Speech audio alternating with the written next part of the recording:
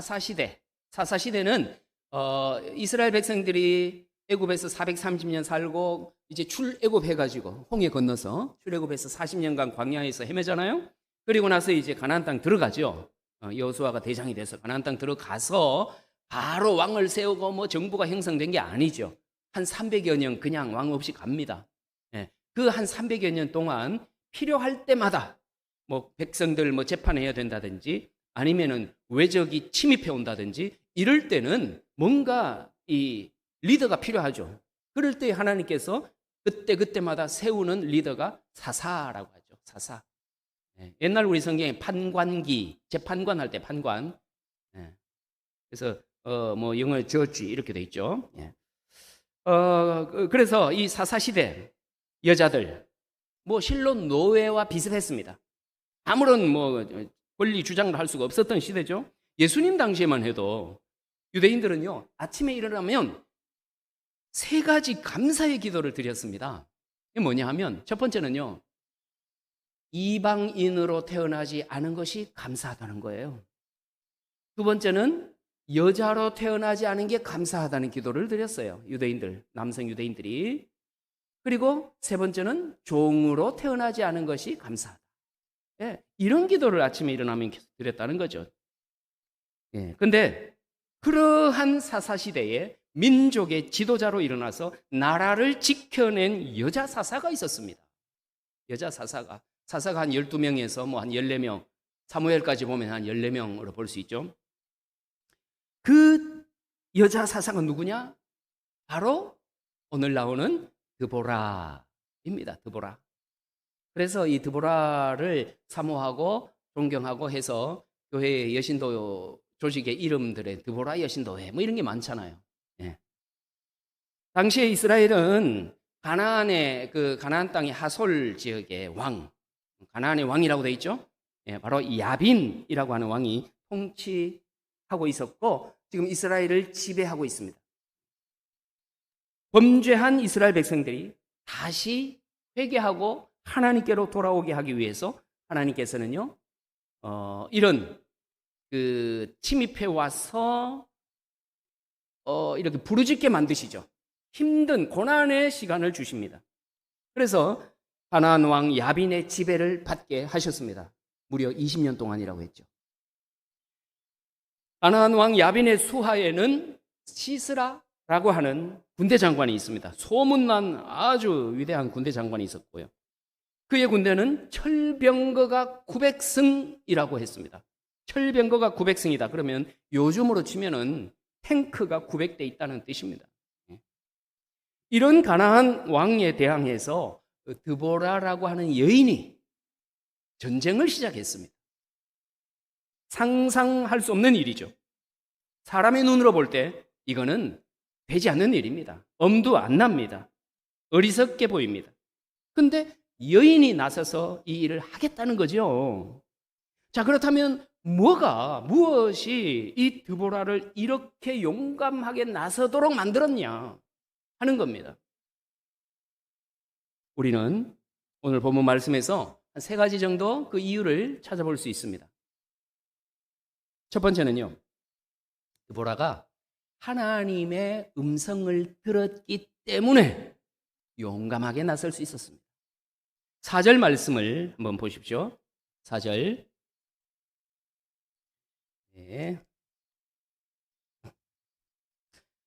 그때에 라피도세 아내 여선지자 드보라가 이스라엘의 사사가 되었는데, 자, 여기서 중요한 말은 선지자라는 말입니다. 선지자, 예언자와 동일한 의미입니다. 요즘은 예언자라고 많이 쓰는데요. 선지자, 뭐 하는 사람이냐? 하나님의 말씀을 받아가지고 백성들이나 왕이나 어떤 그룹에 전하고 선포하는 역할, 이게 선지자요 예언자입니다. 제사장과 좀 다르죠. 제사장은 백성들의 죄를 짊어지고 지성소로 나아가 지성소 나아가서 하나님께 죄를 아뢰고 용서를 구하는 어떤 희생적인 측면이 있죠. 그래서 오늘날 교회의 목회자는 어느 쪽에 가깝다고요? 예언자에 가깝다. 말씀을 전하는 쪽이죠. 자, 선지자는 무엇보다 이렇게 하나님 음성을 듣고 들은 말씀을 전하는 그런 사람인데, 그러니까 드보라는 하나님의 음성을 듣고 먼저 누구에게? 바락에게 그 말씀을 전합니다. 그게 6절 말씀이죠. 드보라가 사람을 보내어 아비노함의 아들 바락을 납달리 가데스에 불러다가 그에게 이르되 이스라엘 하나님 여호와께서 이같이 명하지 아니하셨느냐 하면서 하나님께서 하신 말씀을 바락에게 지금 전하고 있습니다. 드보라는 고난에 처한 백성들, 그들에게 하나님의 말씀을 듣고 전달하는 그런 선지자 역할을 감당했습니다. 가정주부의 자리에서 위기와 절망에 처한 한 시대를 치유하기 위한 그런 사사의 자리로 불려 나왔습니다. 여러분은 여러분이 처한 삶의 자리가 역경이라고 생각이 드십니까? 혹은 위기라고 불안하다고 여겨지십니까? 아무리 어렵고 힘든 상황이라고 해도 좌절하지 마시기 바랍니다. 주변의 사람의 훈수보다가 하나님의 음성에 귀를 기울이십시오. 하나님의 음성을 들으면 용기가 납니다. 삶이 고달프다고 느낄 때 그래서 주님 앞에 엎드려야 합니다. 참 중요한데 참 어렵죠. 훈련이 되지 않으면, 습관이 되지 않으면 살다가 신앙생활 무던히 주일 되면 교회 가고 하다가 힘든 일이 닥치면 그만 잠시 신앙을 쉬는 사람도 꽤 있습니다. 힘든 일 닥칠 때 주님을 붙들어야죠. 더욱더. 그럴 때에 주님 앞에 엎드리는 거 중요합니다. 그리고 주님의 말씀을 들어보십시오. 말씀해 주십니다. 분명코.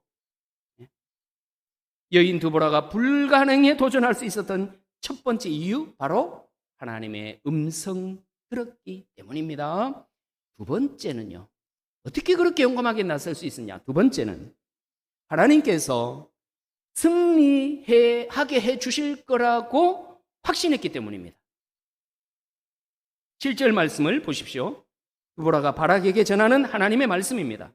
내가 야빈의 군대 장관 시스라와 그의 병거들과 그의 무리를 기손강에서 이끌어 너에게 이르게 하고 그를 너의 손에 넘겨주리라. 이렇게 말씀하십니다.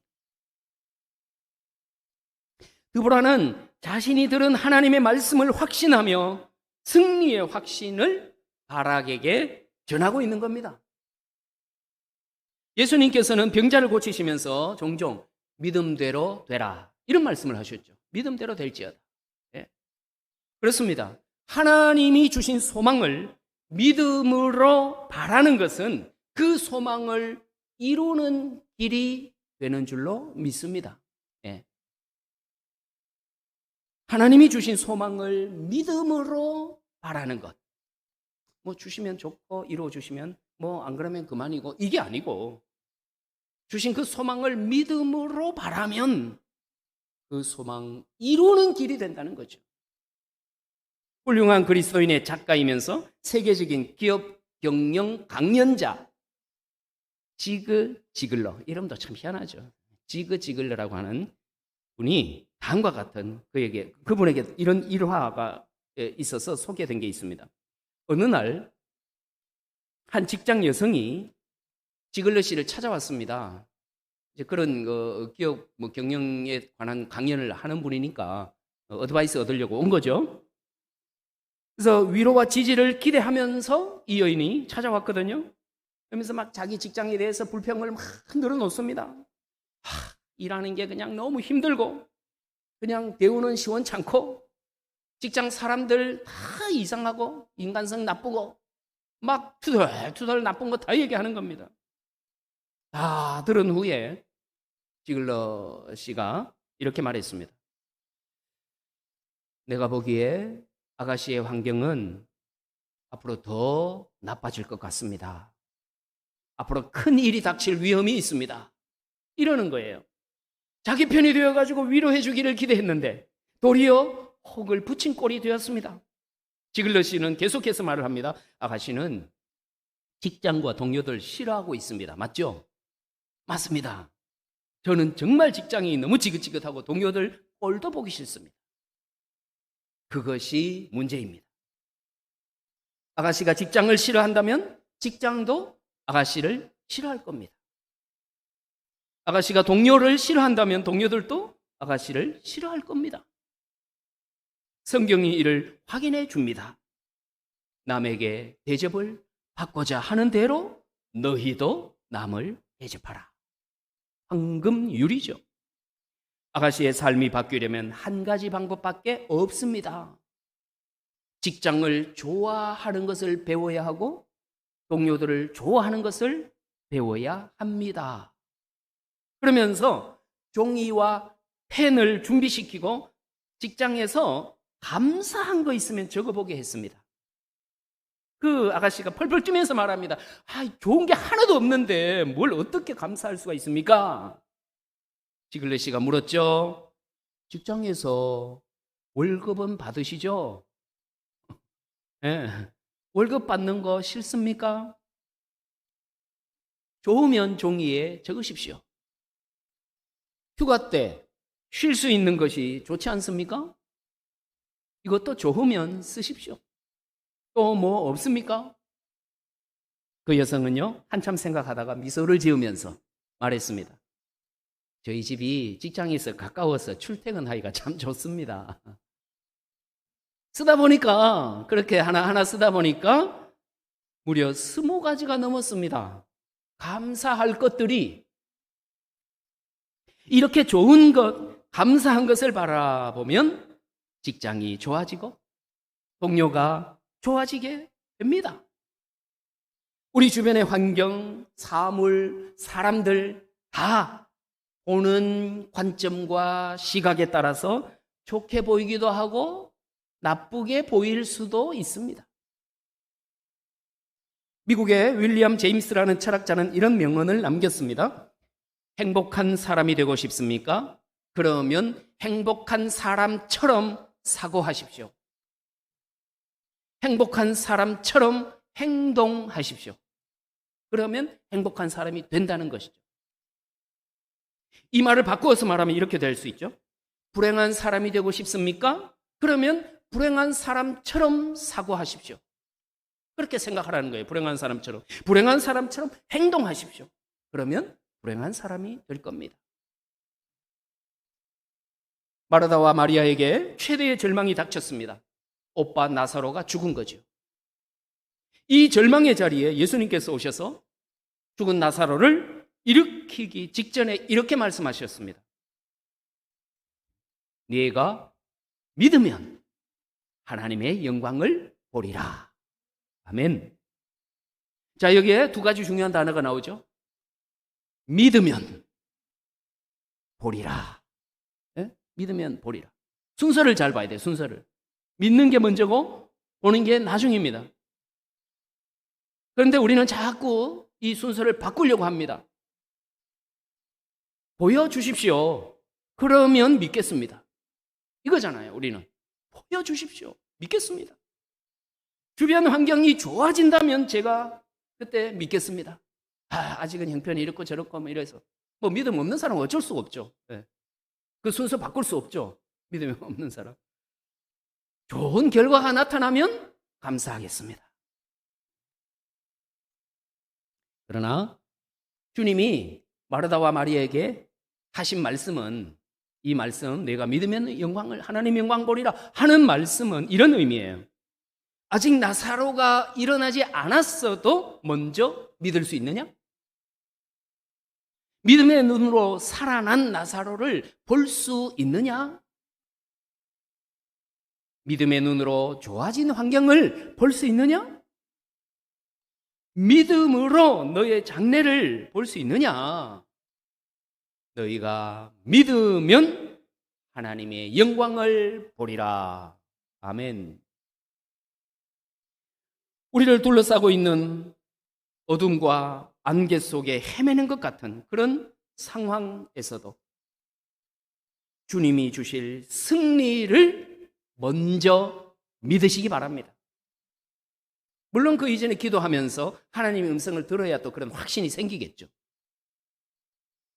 드보라가 불가능해 보이는 것에 도전할 수 있었던 것은 바로 하나님의 음성을 듣고 주님 하나님이 주실 승리를 확신했기 때문입니다. 한 가지 더 드보라가 나설 수 있었던 이유, 세 번째, 자신이 해야 할 일을 찾았기 때문입니다. 오병이어의 현장을 한번 여러분 떠올려 보십시오. 아무도 움직이지 않는데 그냥 예수님이 일방적으로 기적을 일으키셨습니까? 아니죠. 아니에요. 한 소년이 오병 떡 5개, 2어 물고기 2마리 이거를 도시락 갖고 온 걸 드렸고 거기서부터 주님의 역사는 시작되었습니다. 누군가가 나서서 자신을 헌신할 때 기적은 일어나는 것입니다. 아무도 움직이지 않는 곳에는 아무 일도 일어나지 않습니다. 물론 움직이다 보면은 엉뚱한 저항을 받게 될 때도 있죠. 예. 그럼에도 불구하고 드보라는 하나님의 음성을 듣고 에이 나 같은 가정주부가 뭘 할 수 있겠어 이렇게 말하지 않았습니다. 그렇게 생각하지 않았습니다. 내가 할 수 있는 일이 없을까? 이렇게 생각한 거죠. 고민했습니다. 그리고는 자신이 할 일을 찾기 시작했습니다. 함께 협력할 바락을 마침 찾아냈습니다. 그러나 바락은 드보라의 제안에 남자로서 체면을 구기는 대답을 하죠. 8절 말씀, 바락이 그에게 이르되 당신이 나와 함께 가면 내가 가려니와 당신이 나와 함께 가지 아니하면 나는 가지 않겠노라. 대장부답지 않게 여자에게 전쟁터에 같이 가자고 졸랐습니다. 왜 그랬을까요? 하나님께서 드보라와 여인이지만 드보라와 함께 하시는 것을 알았기 때문입니다. 그래서 드보라는 바락과 함께 전쟁터에 나갔고 마침내 위대한 승리를 거두고 이스라엘은 야빈의 굴레에서 드디어 벗어나서 자유를 되찾게 됩니다. 사랑하는 여러분, 절망에 빠진 시대의 가장 큰 문제는 뭐냐? 드보라와 같은 인물이 없다는 것입니다. 간혹 목사님, 제가 돈만 많으면 교회가 어려울 때 크게 도울 수 있을 텐데 돈이 원수입니다 라고 말하는 교인이 있죠. 근데 사실 중요한 것은 돈이 아니라 사람입니다. 네. 주님께 헌신된 사람만 있으면 문제가 되지 않는 거죠. 저는 2년 반 전에 제가 여기 오고 나서 지금 변화되는 것들을 생각해도 참 놀랍습니다. 그렇지 않습니까? 우리 사실 몇 명 되지 않는 사람인데, 예. 근데 그 이후에 오신 분들이야 모르시겠지만 실내도 그렇고 마당도 그렇고 주변 환경이 참 좀 난감했는데 그냥 우리 몇 명 되지 않지만 어떻게 보면 엄청난 돈들이 많이 들어가고 필요한데 이상하게 감당되었단 말이죠. 그래서 돈이 문제가 아니라 사람이 문제다. 드보라와 같이 깨어있는 사람이 필요한 줄로 믿습니다. 사사기 5장 31절에서 말씀합니다. 여호와여, 주의 원수들은 다 이와 같이 망하게 하시고 주를 사랑하는 자들은 해가 힘있게 도둠같게 하시옵소서. 승승장구하게 하시옵소서. 드보라가 이제 전쟁에 승리하고 나서 드보라의 노래 찬가의 내용 중에 나오는 겁니다. 떠오르는 해처럼 영광의 주님을 바라보며 시대의 암흑을 뿌리치고 뻘떡 일어나서 자기가 가야 할 인생길을 걸어가는 사람, 그 사람을 통해서 주님은 이 땅을 치유하시고 가정을 새롭게 하시고 교회를 변화시키십니다. 오늘 여신도 주일을 맞이하여 주님이 찾으시는 드보라가 바로 우리 여신도들인 줄로 믿습니다. 뿐만이 아니라 여기 앉으신 우리 남신도와 우리 모든 성도가 하나님의 음성을 듣는 드보라요, 또 하나님께서 승리하게 하실 것을 확신하는 드보라요, 주님의 일을 위해서 적극 자신의 일을 찾아 나서는 그런 드보라가 되어서 생명 살리고 가정 살리고 지경을 넓혀 가시기를 우리 주님의 이름으로 축원합니다. 기도하겠습니다. 하나님의 음성을 듣고 그 도우심을 확신하며 내가 해야 할 일이 무엇인지를 찾아 삶의 현장으로 나가기 원하는 여기 머리 숙인 드보라의 후손들 모든 머리들 위에 예수 그리스도의 은혜와 하나님의 사랑과 성령의 교통하심이 함께 하시기를 간절히 축원하옵나이다. 아멘.